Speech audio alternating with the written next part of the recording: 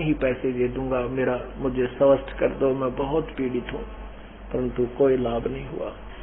इस तरह वो सूख करके बिल्कुल दुर्बल हो गए और उनको लगने लगा कि अब तेरी मृत्यु निकट है। एक दिन कोई व्यक्ति सिकंदर लोधी के पास गया, वहां मंत्रियों से चर्चा की, कही कि ऐसे ऐसे काशी में एक बड़े महापुरुष आए हुए हैं और यदि वो मेहर कर देंगे तो सिकंदर जी का रोग नहीं रहेगा। वो बड़े सिद्ध पुरुष हैं। ऐसे ऐसे उसने चर्चा की। अब सिकंदर लोधी को पता चला तो उन्होंने कहा, भी ठीक है, कहते हैं मरता क्या नहीं करता, चलो आज वहां चलते हैं। कहाँ? काशी बनारस को प्रस्थान करते हैं।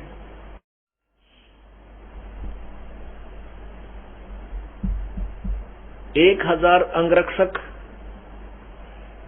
घोड़ों पर सवार हो गए और राजा को हाथी पर, अंबारी में हाथी पर प्रस्थान किया, क्योंकि हाथी की पहले यात्रा बहुत ही आसान मानी। जैसे आजकल मर्सिडी गाड़ियां है ना, जिनमें झटके कम लागे, ऐसे हाथी पर बैठकर बस्ती से चला करता। उसके ऊपर एक रूप सा बना दिया जाता है, अंबारी बोलते हैं उसको, और उसके अंदर वो लेटो बैठो आराम से चलता रहता। सफर करने में कोई दिक्कत नहीं आती। तो वो ऐसे 5-7 दिन में वो बनारस पहुंच गए दिल्ली से। वहां वीरदेव सिंह बघेल को पता चल गया था, क्योंकि पहले संदेशा भिजवा दिया था कि दिल्ली के किंग वहां पर आ रहे हैं, सम्राट सिकंदर लोधी आ रहे हैं। जैसे प्रधानमंत्री का आगमन हरियाणा स्टेट में हो जाए तो मुख्यमंत्री आगे करबद्ध खड़ा मिलता है। ऐसे ही वीरदेव सिंह बघेल ने पूरी व्यवस्था अपने राजमहल में, राज भवन में, यानी अलग से एक रेस्टोरेंट होते हैं, जैसे यहाँ पर हर एक स्टेट में, प्रत्येक शहर में अलग से एक रेस्ट हाउस होते हैं। ऐसे रेस्ट हाउस को बहुत अच्छी तरह सुसज्जित करवाया, पूरी व्यवस्था की, खाने पीने के लिए सब व्यवस्था मंगा रखी थी। एक बहुत बड़ी मेज के ऊपर काजू, किस्म, सेब, संतरे, खीर, हलवा, पूड़ी, कचौड़ी सब बनवा कर दर रखी।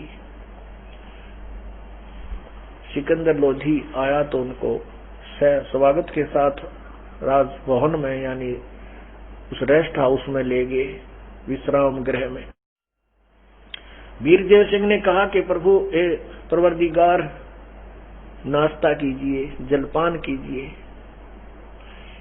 अब सिकंदर लोधी उस टेबल के पास में चेयर पर विराजमान तो हो गया और कहा, वीर सिंह, मैं तेरी खातिरदारी से, तेरी मेहमानी से, तेरी जो रिस्पेक्ट से मैं अति प्रसन्न हूं, लेकिन मैं खा कुछ नहीं सकता। आंखों में पानी भरकर कहता है कि वीर सिंह, मुझे बहुत भयंकर रोग हुआ है और मैंने सब ट्रीटमेंट करवा लिया, सब जंतर मंतर करवा चुका हूं, पर मुझे कोई राहत नहीं मिली। मैंने सुना है यहाँ कोई कबीर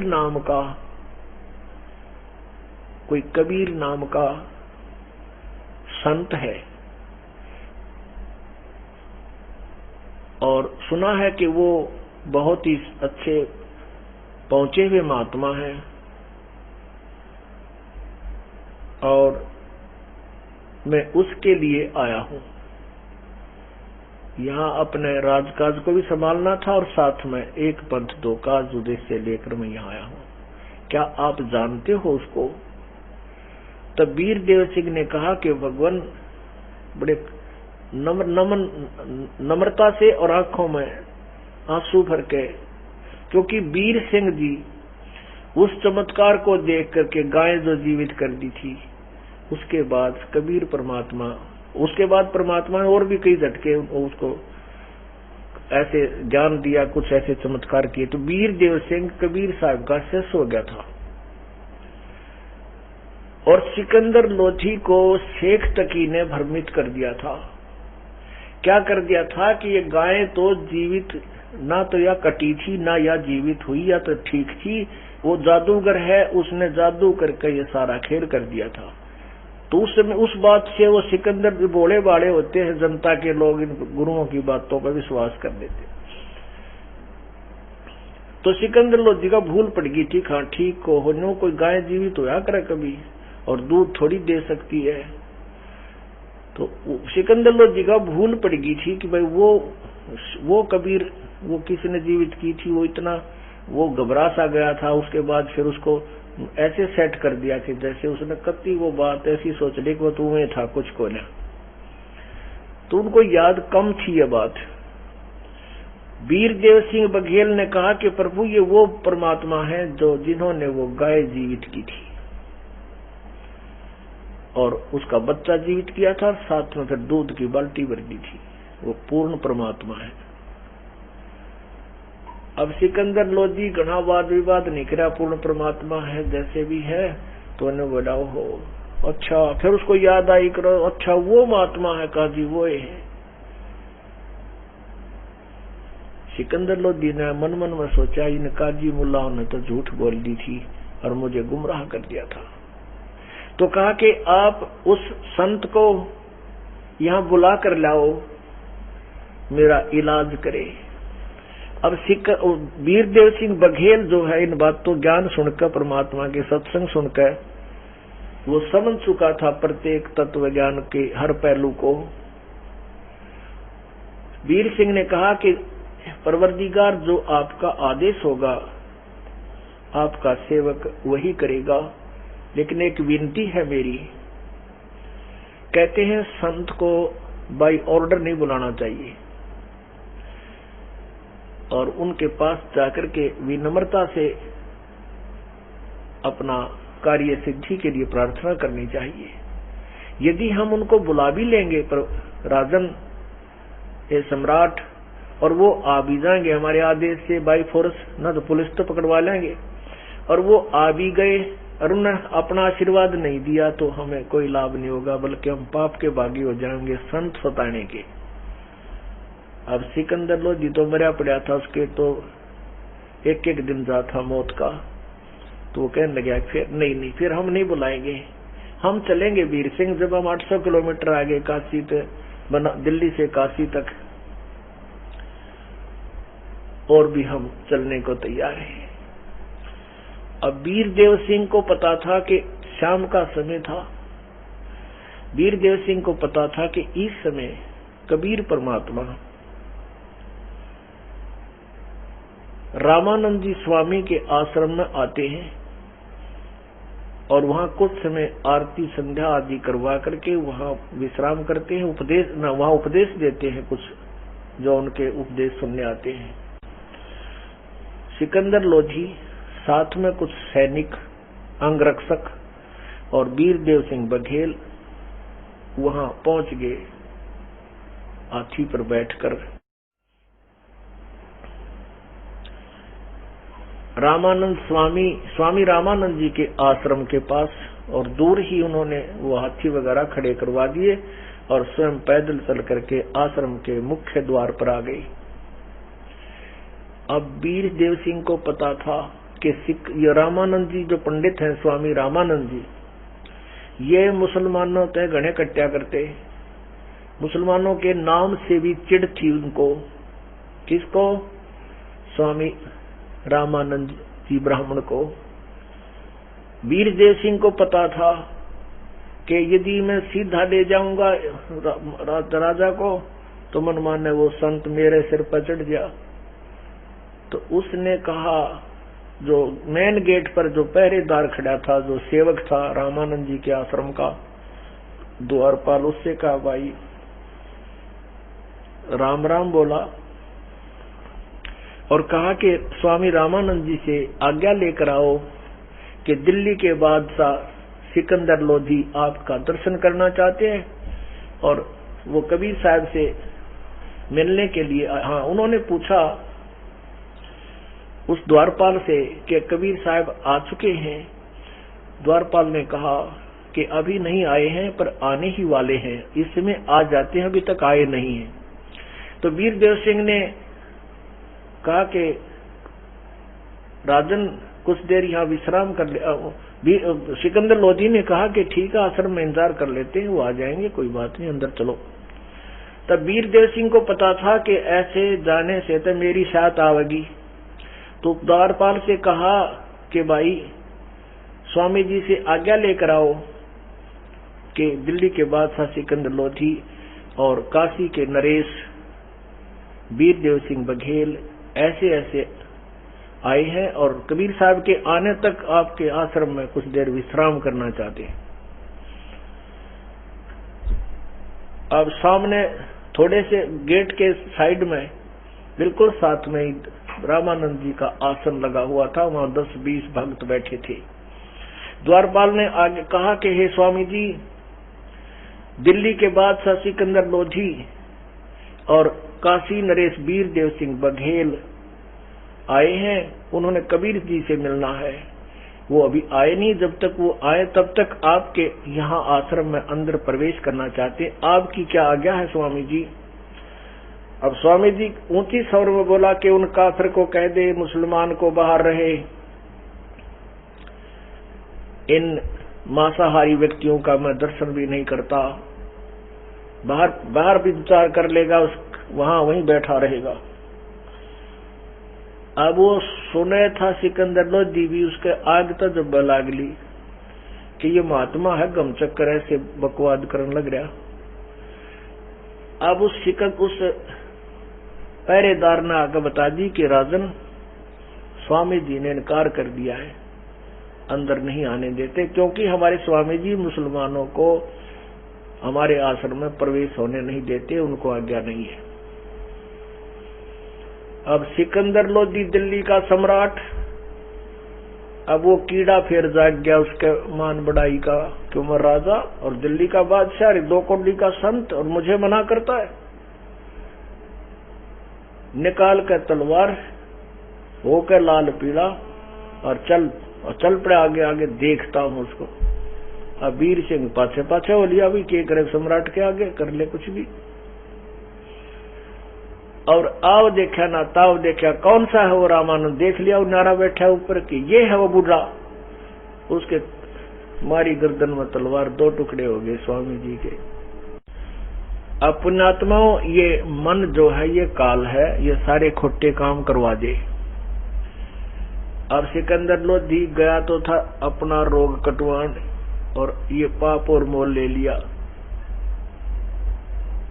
राजा के अंदर सबसे बड़ा भयंकर रोग अभिमान का होता है। तब से राज मदमानम जन्म तीसरे शुक्र शवानम, तब से राजा बनता है। राजा के अंदर इतना अभिमान हो जाता है जिस कारण से वो तीसरे जन्म, यानी पहले तपस्या की, फिर राजा बन गया, फिर कुत्ता और गधा बन गया। शुक्र शवानम, सुअर और गधे कुत्ते की जूनी में चला जाता है। राजा अपना अपमान सहन नहीं कर सकता और सब कुछ सहन कर सकता है। और संत के सामने जब जाना चाहिए कि उसके वहां मान बढ़ाई नहीं रहनी चाहिए, वहां तो बालक बन के जाए तो लाभ हो। अब सिकंदर लोधी ने मार तो दिया, काट दी गर्दन, पर उसके बाद फिर उसने समझ में भी आ गई, तू आया था रोग कटवान, और यो पाप और मोल ले लिया, सारी उम्र दुख पाओगा। बताओ, कबीर साहब के गुरु की इतना हत्या कर दी, अब वो तुझे श्राप और दे देगा, रोग तो काटेगा कहां से। कहने लगा वीर सिंह, चलो वापस चलते। वीर सिंह, देख ले मेरे ऐसे दुष्कर्म है कि मैं कोई पुण्य नहीं चाहता हूं, कोई भला करना, रोष है बुरा मेरे ते। अब देखो मैंने इस महात्मा की गर्दन काट दी, बाहर भी बैठ सकूं था थोड़ी बहुत देर। अब काल जो है, परमात्मा कहते हैं मन का मते ना चालियो, मन है पक्का दूत, और ले डूबा दरिया में फिर जात छूट। बुरे कर्म करवा देता है और फिर पाछे आत्मा रोती रहती है। अब आत्मा रो रही है उसकी, एकदम ने की गलती की, क्या किया ये, और मन ने फिर करवा दिया उसका कुक्रम। अब कहता वीर सिंह चल, अब तो बात और बिगड़ेगी, जो कबीर जी आते मुझे शराप देंगे, मैंने तो पाप कर दिया, चल मैं तो ये दुख मेरे प्राणों के साथ ही निपटेगा मेरा। क्योंकि सभी संतों ने, हिंदुओं ने और मुसलमानों ने ये कह दिया था कि सिकंदर लोधी जी ये आपका प्रारब्ध का भोग है, ये इतना भोगना पड़ेगा आजीवन। हमने सब जंतर मंतर करके देख लिए, कोई लाभ नहीं हुआ, तो ये तेरे प्रारब्ध का कर्म है पाप का, ये तूने भोगना पड़ेगा, आजीवन भोगना पड़ेगा, इसका कोई विकल्प नहीं। अब विकल्प का पता लगा था तो ये और काम गलत कर दिया। तो सिकंदर लोधी कहता है कि मुझे तो मरे पीछा छूटेगा। ये कहता हुआ जो ही स्वामी रामानंद जी के आश्रम से बाहर आए तो सामने परमेश्वर कबीर जी आ रहे, क्योंकि वो सारा खेल खेल रहे थे। अब पुण्यात्माओं, आधीनी के पास है वो पूर्ण ब्रह्म दयाल, मान बढ़ाई मारियो भाई बेअदबी सरकाल। परमात्मा अपनी पूरी रहम उसी को बख्शता है, अपनी मेहर जो अधीन होता है। अब देखो परमात्मा के एक तीर से कई शिकार खेल दिए। कैसे?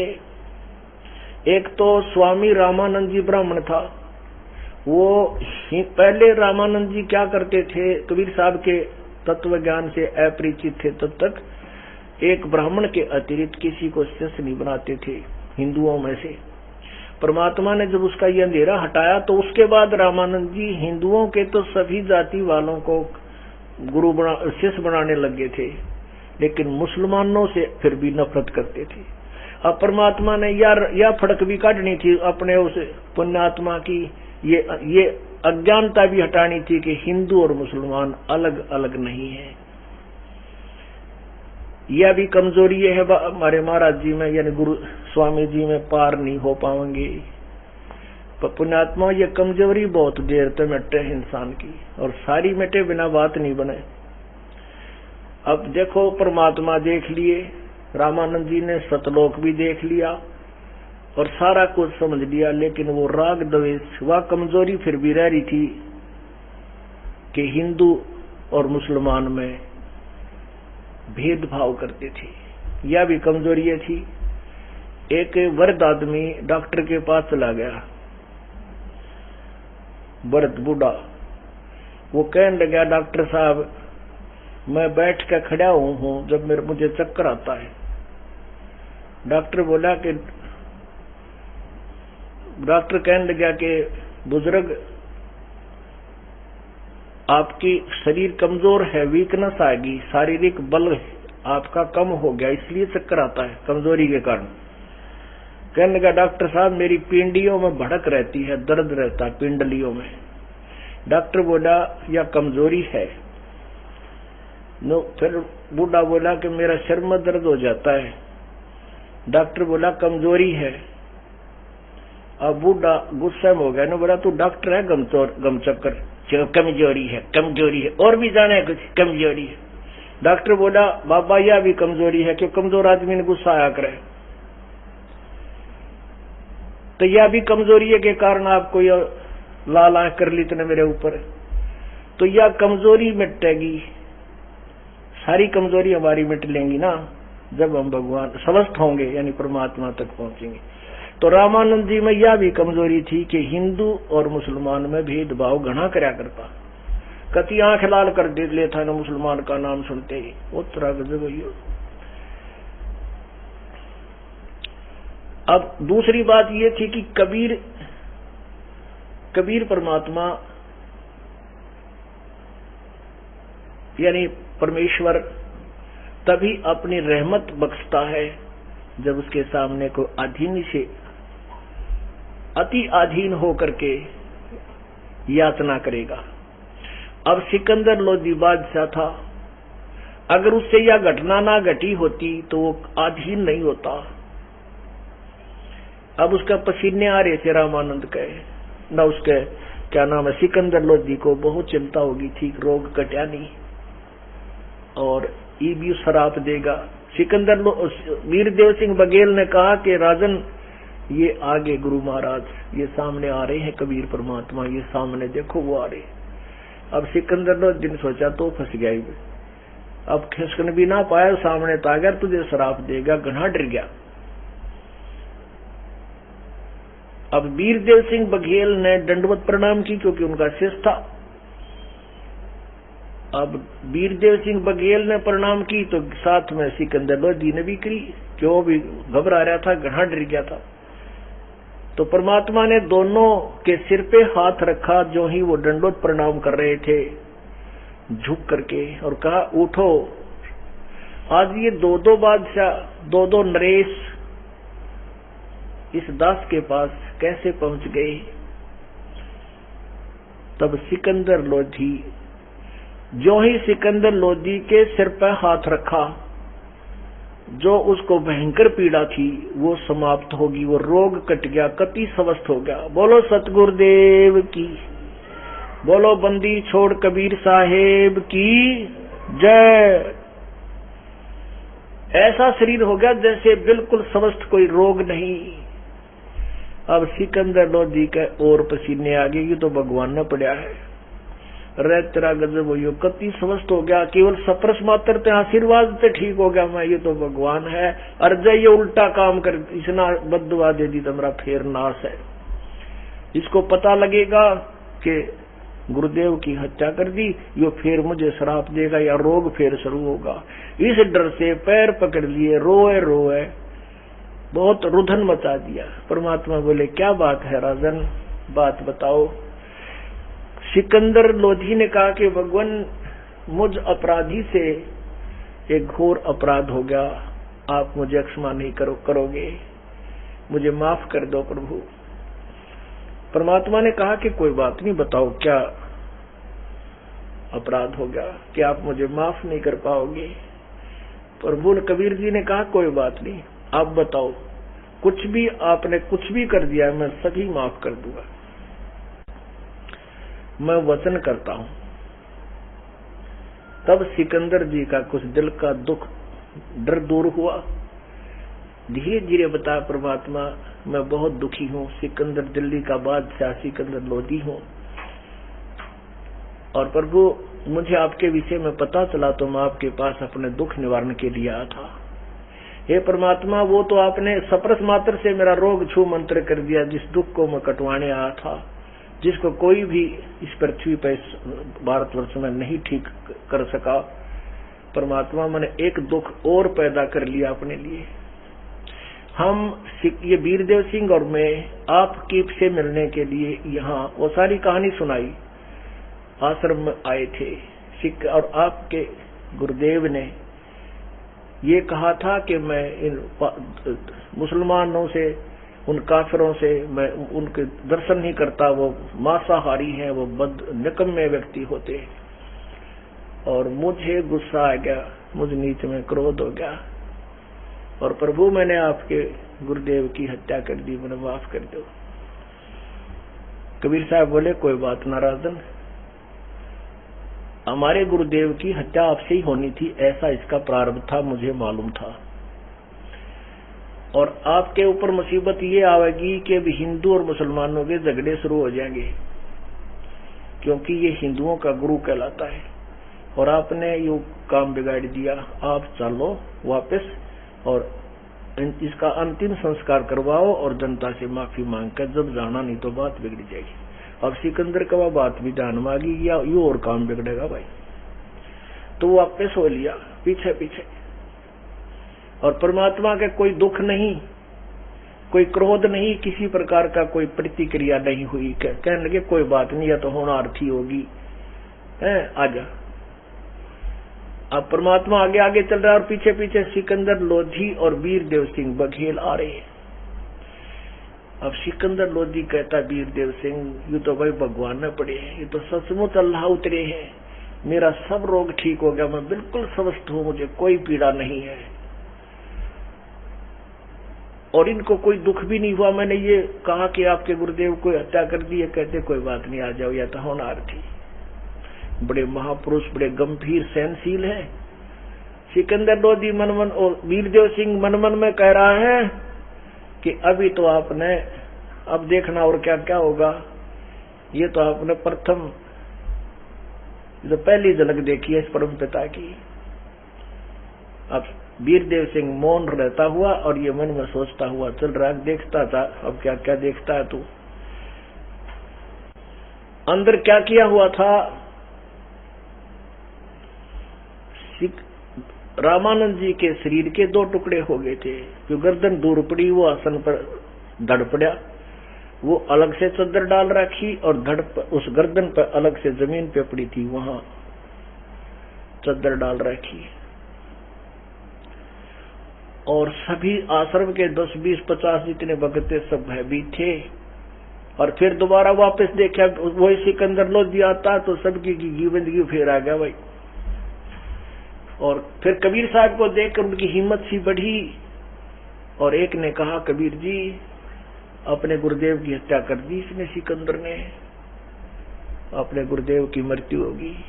कबीर साहब बोले कि संत कभी मरते हैं? अरे भले पुरुषों, इस 5 तत्वों के पुतले को तो सभी ने छोड़ना है एक दिन, इनका प्रारब्ध था ऐसा ही। सिकंदर लोधी का कोई दोष नहीं है, ये तो भाई ऐसा इनका कोई प्रारब्ध था, कोई किसी का दोष नहीं होता, ये ऐसी बातें नहीं करते। अब परमात्मा चाहते थे कहीं आग ना लग जाए हिंदू और मुसलमान के रोड़े की झगड़े की। कौन किसको मारता भाई, कोई संस्कार था इनका पिछला अदला बदला था, वो आज समाप्त हो गया, कोई बात नहीं। तो जाकर के सिकंदर लोधी जो रामानंद जी को जमीन आसन से उतारकर नीचे जमीन पर रख दिया गया था, तो जाकर के पैरों की तरफ दंडवत प्रणाम किया अपने गुरुदेव को।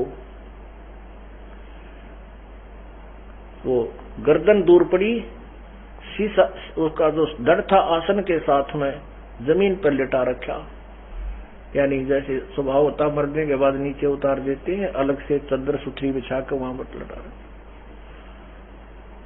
और परमात्मा ने कहा, चरण छूकर अपने गुरुदेव के यानी एक लीला करते हुए कहा, गुरुदेव एक बार जागो प्रभु, आरती का, संध्या आरती का समय हो गया है, और देखो आपके दर्शनार्थ दिल्ली के बादशाह और काशी नरेश आए हैं, एक बार दर्शन दो प्रभु, आपके दर्शनाभिलाषी हैं। ऐसा ही कहा था कि वो गर्दन दूर से उठकर अपने आप आकर के रामानंद जी के धड़ पर लग गई और रामानंद जी जीवित हो गए। बोलो सतगुरुदेव। बंदी छोड़ कबीर परमेश्वर जी की जय।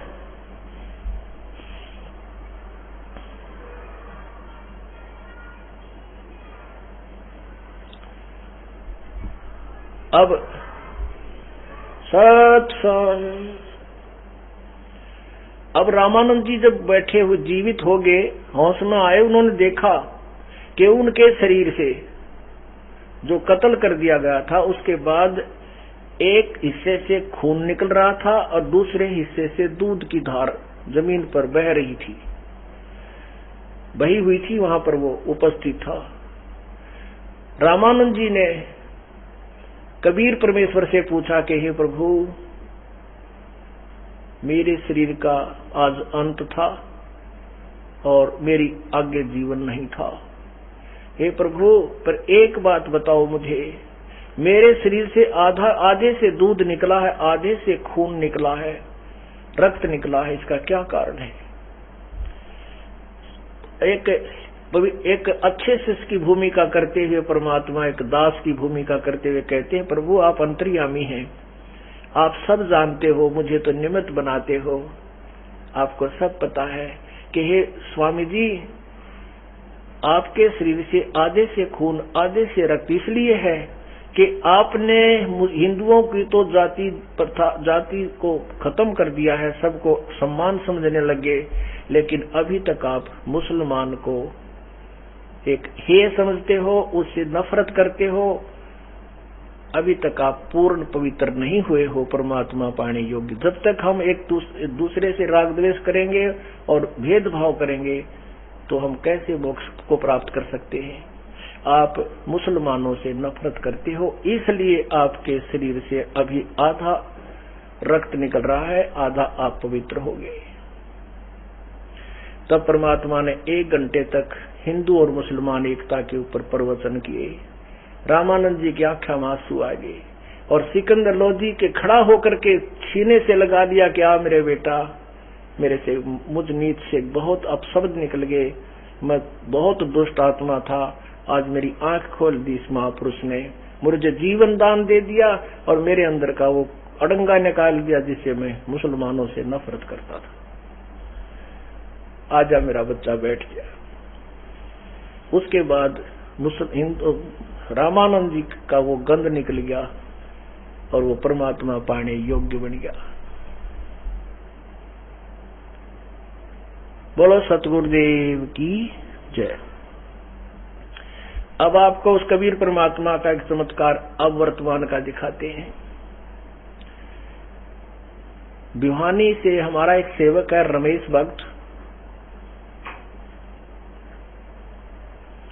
भक्त रमेश, उसका पुत्र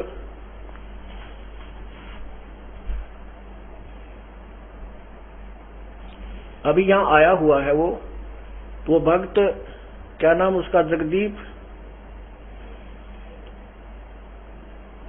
भक्त कश्मीर, उस बच्चे को लेकर यहां आए। एक बार दिखाते हैं आपको। 13 जनवरी को भिवानी के अंदर एक हादसा हुआ। हमारे सेवक रमेश का एक पुत्र जो दूसरी या तीसरी कक्षा में पढ़ता है,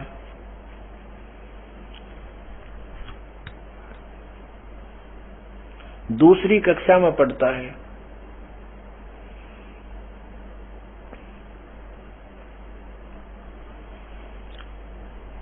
वो अपने घर से पैदल जाता था अपने स्कूल को।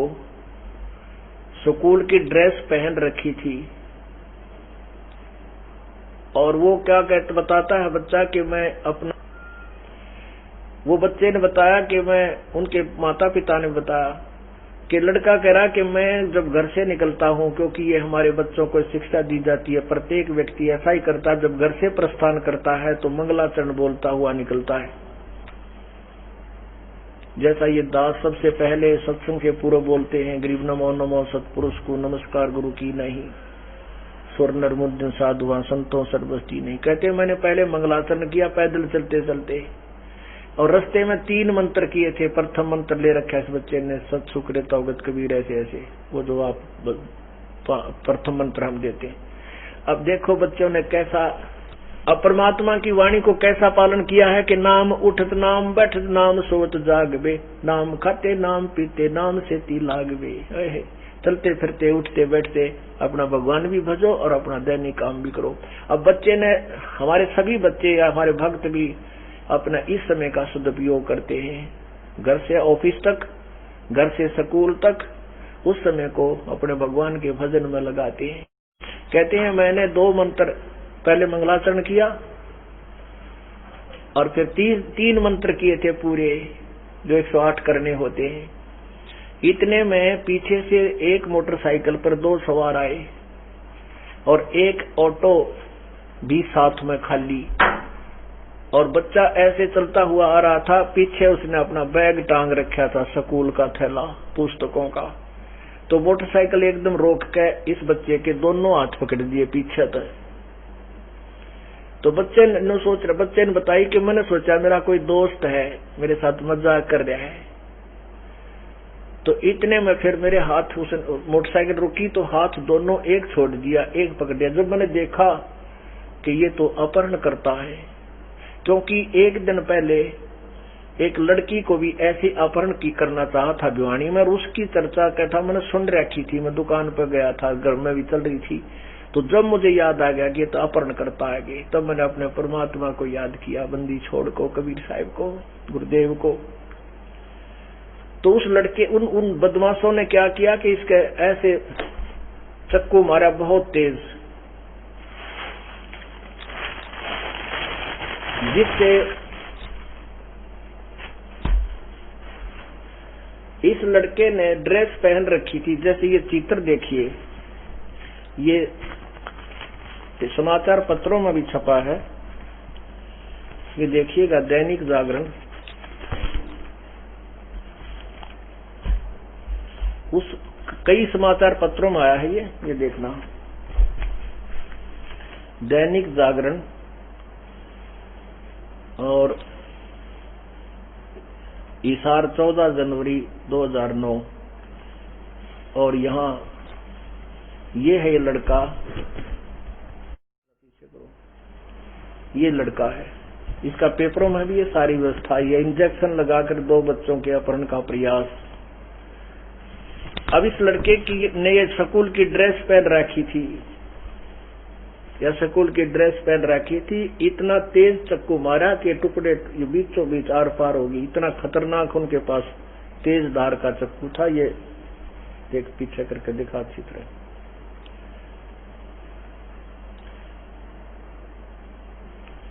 ये देखो, ये टुकड़े टुकड़े हो गया, ये अलग से बिल्कुल अलग होगी, ये देखो कैसे कटी हुई है। अब इसने आप चक्कू ले और काट के देखो, साधारण से चक्कू से, तो कपड़ा कट्टा को ना एकदम न बड़ा ऐसा चक्कू मारे 2-3 और आर पार कर दिया, और इसके साथ ही इसके नीचे का पहना हुआ ये कपड़ा भी, ये शर्ट भी कट गई, और उन्होंने फिर गर्दन पर मारना चाहा। बच्चा बताता है कि गर्दन पर हाथ डट गया। उनका उद्देश्य ये था, जहां तक आइडिया है, कि इस बच्चे को डरा कर बेहोश हो जाए ये, और इसको ऑटो में घेर कर ले जाए और फिर इंजेक्शन लगा जाए, और ये कुछ पता नहीं किस ये अंग बेचते हैं ऐसे लोग बच्चों के, किडनी, गुर्दे, न ये क्या नाम है, बाल, आंखें, और भी बहुत सी, लीवर तक, हड्डियां, तो शायद ऐसे ग्रह के व्यक्ति थे। पुण्यात्माओं, ये अब प्रेजेंट प्रमाण प्रूफ है। पहले तो हम आपको सुना रहे हैं, हमारे कबीर परमात्मा ऐसे ऐसे कृपा करते हैं। तो क्या किया कि ये लड़का बताता है कि जो ही उसने देखा कि बेहोश तो ना होया, डरा भी कोई ना हो, क्योंकि परमात्मा अंदर बैठे, साथ बैठे अपने बच्चे का, तो उन्होंने सोचा बेहोश तो ना हो। इंजेक्शन ले रखा था, बोला लालची दवाई का, सुआ ले रहे थे इंजेक्शन, वो इंजेक्शन लाने लग गया, इसकी एक हाथ छोड़कर, एक हाथ पकड़कर इंजेक्शन लगाने लगा। मोटरसाइकिल पर पीछे बैठा हुआ, बैठा बैठा अक्षर को लगा के फटाफट भाग जाएंगे। तो कहते हैं वो इंजेक्शन की सिरंज टूट कर नीचे गिर गया, और जो ही वो इंजेक्शन ठान लगा, ये लड़का वापस भाग लिया। कमर में इसका वो थैला इतना भारी बैग, और ये लड़का भाग लिया। धुंध पड़े, आसपास कोई बतानिया कोई ना। यह शक्ति कबीर परमेश्वर ने दी। उसकी मां ने बताया कि इस बच्चे का खाना बनाकर टिफिन में डाला था, उसके बाद मैंने 2 रोटी बनाई थी, 2 रोटी पकाई थी, और इतने में ये लड़का वापस भी आ लिया और घटना भी घट ली। वो कहती है कि मेरे बेटे को कबीर परमात्मा ने वहां से उठा के मेरे घर पे लाकर रख दिया। बोलो सतगुरुदेव।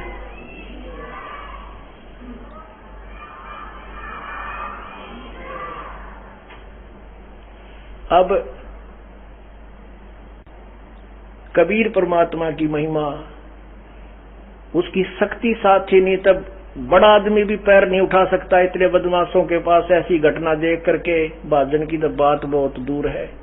और सड़क पे सड़क भाग रहा है, उनके पास मोटरसाइकिल, वो बांध दिए परमात्मा ने वहीं के वहीं। वो हल नहीं सके, उनका दिमाग सुन कर दिया। अब कहते हैं कल पे कारण कौन है, तू कर सेवा नी काम, मन इच्छा फल देऊंगा जो पड़े मेरे ते काम। यहाँ परमात्मा का कार्य था जो मालिक ने अपने बच्चे की रक्षा की। अब आ बेटा इधर देखो, ये इसका अंकल है, और ये लड़का वही है हमारा सेवक परमात्मा कबीर बंदी छोड़ भगवान का बच्चा।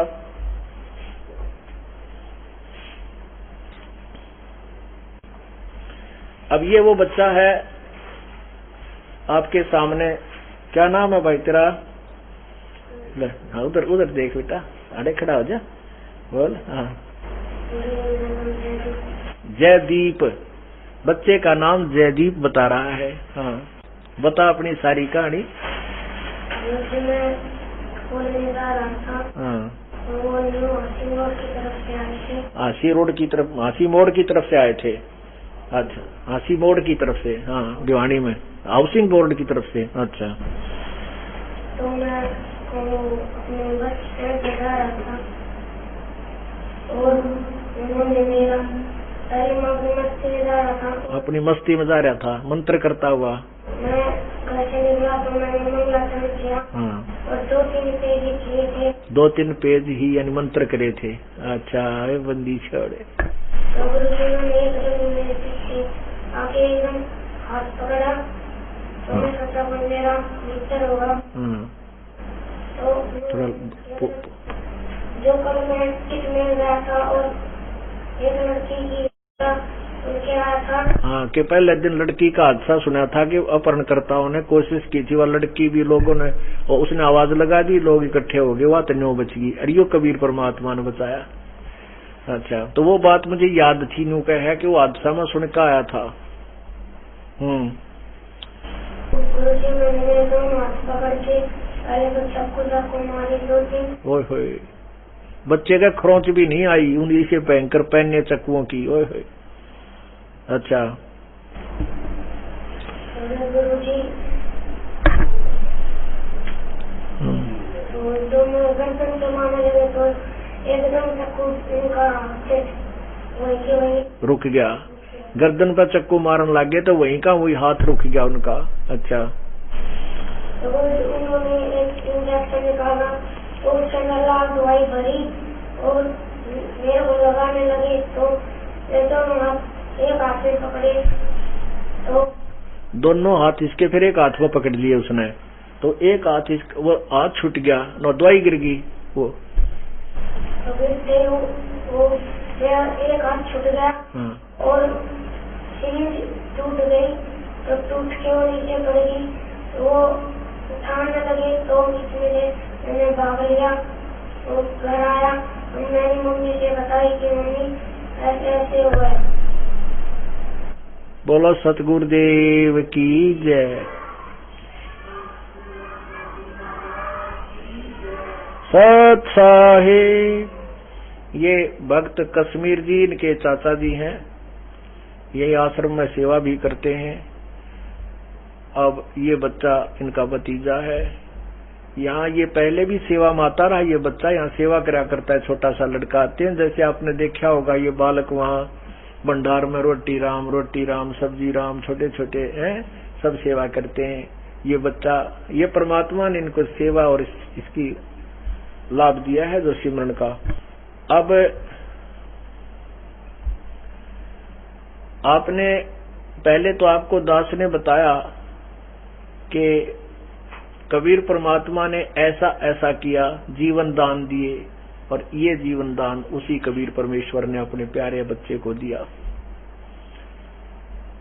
पुण्यात्माओं, परमात्मा की शरण में आने से आई टले बला, और जय माथे में सूड़ी होवा काटे में टल गया। बोलो सतगुरुदेव। इस बच्चे से पहले भक्त रमेश कै लड़कियां हैं? 3 लड़कियां थी।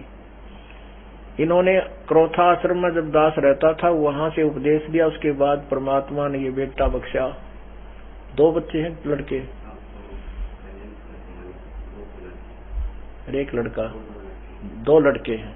हाँ, 2 लड़के दिए दाता ने। उसी परमात्मा का दिया हुआ ये बालक, और फिर और दूना विश्वास हो गया उनके। उसके बाद बच्चा भी राम नाम पे, माता पिता भी, सारा परिवार, इसकी दादी भी। तो ऐसे परमात्मा अपने उन पुण्यात्माओं की रक्षा करता है और फिर भक्ति करा के पार कर ले जाता। अब इस परिवार का और दूना दृढ़ विश्वास हो गया। दिन रात भक्ति करेंगे, सेवा करेंगे, धर्म करेंगे और अपना पार हो जाएंगे, डगमग नहीं हो सकेंगे। बोलो सतगुरुदेव। अब पुण्यात्माओं, ये छोटा सा बच्चा इस ज्ञान को सुन रहा है, सेवा कर रहा है। ऐसे ऐसे हमारे बच्चे कई हजारों की संख्या में, और बूढ़े बुजुर्ग, नौजवान, बेटी बहने, माइया, ये सभी इस ज्ञान से इतने रंगे जा चुके हैं कि इस ज्ञान का तो ढंडोरा सब जगह पीटन लाएंगे, जगह जगह जन जन को समझा रहे हैं। क्योंकि इस दास परमात्मा की कृपा, कबीर भगवान की, और दास के द्वारा ये इतना सिंपल सा ज्ञान बना दिया गया, जो इतना पाड़ हो रहा था कि बच्चा और बूढ़ा सभी का कंठस्थ हो गया। अब आपको एक ऐसा प्रमाण दिखाते हैं, छोटा सा बालक, और किस तरह इतने बड़े बड़े जो वहां महंत आए हुए थे उनको समझा रहा है इस तत्व ज्ञान को, जो दास ने परमात्मा का ज्ञान जनसाधारण तक पहुंचाया। अब ये बच्चे देख कितनी अच्छी शिक्षा सीखी, दंडवत प्रणाम कर रहे हैं परमात्मा को, कितनी आधीनी इनमें आ गई है, भगवान इनके साथ ही रहेगा। अब कुछ दिनों पूर्व जोधपुर के अंदर एक समागम था कबीर पंथियों का। वैसे तो वो कबीर पंथी नहीं है, लेकिन उन्हें फीत ला रखी है। पंथ का अर्थ, पंथी का अर्थ होता है जो कबीर साहब के द्वारा बताए गए सतमार्ग पर चले, उसी मार्ग पर चले तो उसी का पंथी है। और वो कबीर पंथी का की इसने फीत लगा रखी है और उस मार्ग पर चल नहीं रहा, वो बेशक कबीर पंथी कहलाता, वो कबीर पंथी हम नहीं मानते। जैसे हमने बरवाला से हिसार जाना है, तो मैं हिसार जा रहा हूं और आप भी मेरे साथ हिसार जा रहे हो, तो आप सभी मेरे पंथी हो। और आप जा रहे हो इधर नरवाना को और कह रहे हो मैं भी कभी हिसार पंथी हूं, तो आप हिसार पंथी कैसे? आप तो नरवाना जा रहे हो, आप तो नरवाना पंथी हो। जा रहे हो नरवाना पंथी, कह रहे हम हैं कबीर पंथी, यानी कबीर पथ पर, हिसार पथ पर जा रहे हैं। आप कह रहे हो कबीर पंथी, लेकिन वो कबीर साहब के भक्ति मार्ग से अपरिचित है, कबीर साहब की उस वे ऑफ वर्शिप से अपरिचित है, अननोन है, इसलिए उनको हम तो कबीर पंथी नहीं कहते। उनके इसलिए वहां जाने वाली भोली आत्माओं को सत्ज्ञान देने के लिए हमारे भक्तों ने कुछ विचार विमर्श किया मुझदास से कि वहां हम पुण्यात्माओं को कुछ अपना ज्ञान भी बांटे, यथार्थ कबीर साहब का ज्ञान भी बांटे, ताकि कोई पुण्यात्मा समझ सके।